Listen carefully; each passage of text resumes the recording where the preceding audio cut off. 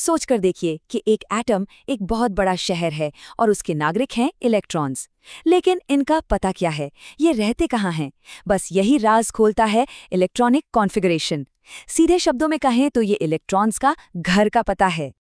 लेकिन एक मिनट, अगर केमिस्ट्री के अपने कायदे कानून हैं, तो कुछ एटम्स बागी क्यों बन जाते हैं? वो इन रूल्स को मानने से इनकार क्यों कर देते हैं? आज हम इन्हीं रूल ब्रेकर एटम्स के पीछे का राज जानेंगे। तो इन बागी एटम्स की गुत्थी सुलझाने के लिए पहले हमें खेल के नियम तो समझने होंगे, है ना? चलिए देखते हैं। देखिए, इलेक्ट्रॉन्स के इस शहर में बसने के 3 सीधे साधे लेकिन बहुत जरूरी नियम हैं। पहला, ऑफबाउ सिद्धांत, दूसरा हुंड का नियम और तीसरा पॉली का अपवर्जन सिद्धांत। बस इन्हीं 3 नियमों पर पूरी कहानी टिकी हुई है। पहला नियम, ऑफबाउस सिद्धांत। इसका मतलब बिल्कुल सिंपल है, इलेक्ट्रॉन्स हमेशा सबसे कम एनर्जी वाली जगह पहले पकड़ते हैं। समझ लीजिए, वो पहले ग्राउंड फ्लोर पर अपना घर बनाते हैं और फिर धीरे धीरे ऊपर की मंजिलों की तरफ बढ़ते हैं। अब आते हैं हुंड के नियम पर। ये तो बहुत मजेदार है।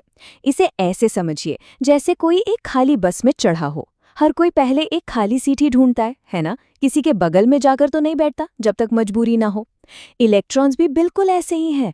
एक ही एनर्जी लेवल के ऑर्बिटल्स में वो पहले अकेले अकेले रहते हैं।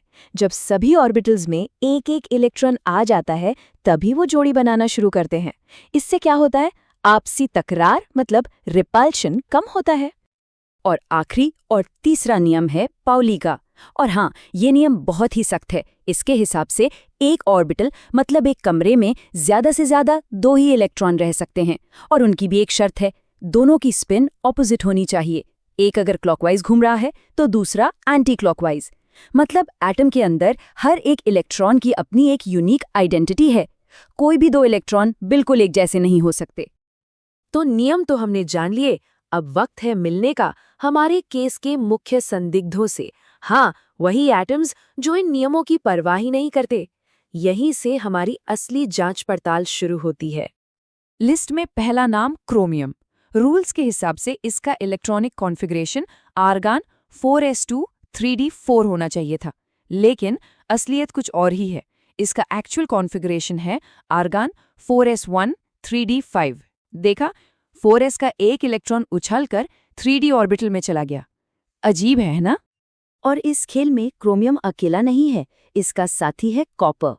अब इसको देखिए, इसका अपेक्षित कॉन्फ़िगरेशन है Rq 4s² 3d9, लेकिन असल में ये होता है Rq 4s1 3d10। यहाँ भी बिल्कुल वही कहानी, 4s का एक इलेक्ट्रॉन 3d में जंप कर गया। तो सबसे बड़ा सवाल यही उठता है, आखिर एक इलेक्ट्रॉन नियम तोड़कर ज्यादा एनर्जी वाले ऑर्बिटल में कूदेगा क्यों? मतलब अपनी आरामदायक कम एनर्जी वाली जगह छोड़कर ज्यादा एनर्जी वाली मुश्किल जगह पर क्यों जाएगा?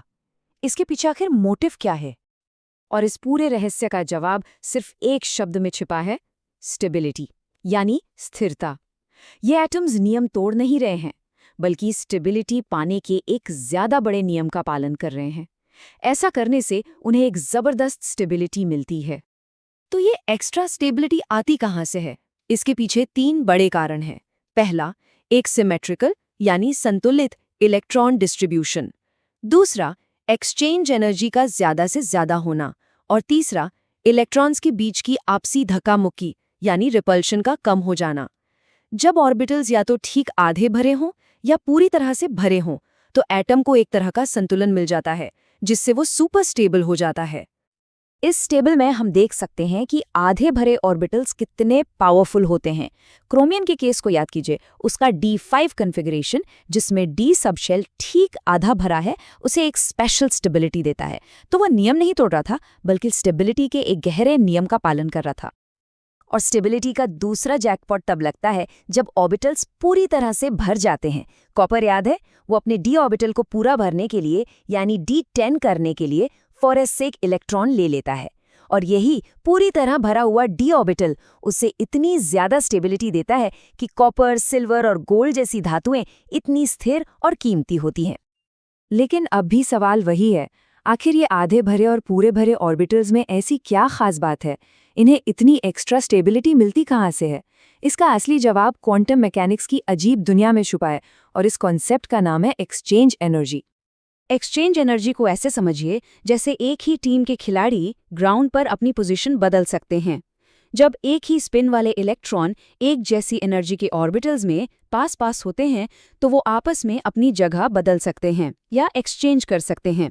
इस अदला बदली में थोड़ी एनर्जी रिलीज होती है जो पूरे एटम को और स्टेबल बना देती है। और यही है इस केस का आखिरी और सबसे बड़ा क्लू। जितने ज्यादा पैरेलल स्पिन वाले इलेक्ट्रॉन होंगे उतनी ही ज्यादा अदला बदली यानी एक्सचेंज की संभावना होगी, और जितनी ज्यादा अदला बदली उतनी ही ज्यादा रिलीज होगी एक्सचेंज एनर्जी और उतनी ही ज्यादा होगी स्टेबिलिटी। बस इसीलिए क्रोमियम का D5 कॉन्फ़िगरेशन, जिसमें पांचों इलेक्ट्रॉन का स्पिन एक जैसा है, D4 से कई ज्यादा स्टेबल होता है। सब कुछ इस एक्सचेंज एनर्जी का ही खेल है। लेकिन रुकिए, पिक्चर अभी बाकी है। कहानी में एक आखिरी और बहुत ही इंटरेस्टिंग मोड़ बाकी है। ये मोड़ तब आता है जब एटम्स इलेक्ट्रॉन खोते हैं, यानी जब वो आयन बनाते हैं। अब यहाँ थोड़ा ध्यान देने की जरूरत है, क्योंकि ये थोड़ा अजीब लग सकता है। जब कोई एटम इलेक्ट्रॉन खोकर आयन बनता है तो इलेक्ट्रॉन हमेशा सबसे बाहरी शेल से पहले निकलता है। ट्रांजिशन मेटल्स के केस में इसका मतलब है कि 4s ऑर्बिटल के इलेक्ट्रॉन 3d ऑर्बिटल से पहले निकाले जाते हैं। भले ही भरता पहले 4s हो, लेकिन खाली भी पहले 4s ही होगा। आयरन का उदाहरण इस बात को बिल्कुल साफ कर देता है। एक न्यूट्रल आयरन एटम का कॉन्फ़िगरेशन होता है आर्गॉन 4s² 3d6, लेकिन जब यह 2 इलेक्ट्रॉन खोकर Fe2+ आयन बनता है तो यह अपने 2 सबसे बाहरी इलेक्ट्रॉन्स यानी 4s वाले इलेक्ट्रॉन्स को खो देता है। इसलिए इसका कॉन्फ़िगरेशन आर्गॉन 3d6 रह जाता है, न कि 4s² 3d4। तो हमने देखा कि एटम्स स्टेबिलिटी पाने के लिए स्थिरता की खोज में लगातार खुद को बदलते रहते हैं। कभी इलेक्ट्रॉन इधर से उधर भेजते हैं, कभी इलेक्ट्रॉन दे देते हैं। जरा सोचिए, क्या इस मामले में वो हमसे बहुत अलग हैं? आखिर हम सब भी तो जीवन में स्टेबिलिटी ही खोजते हैं।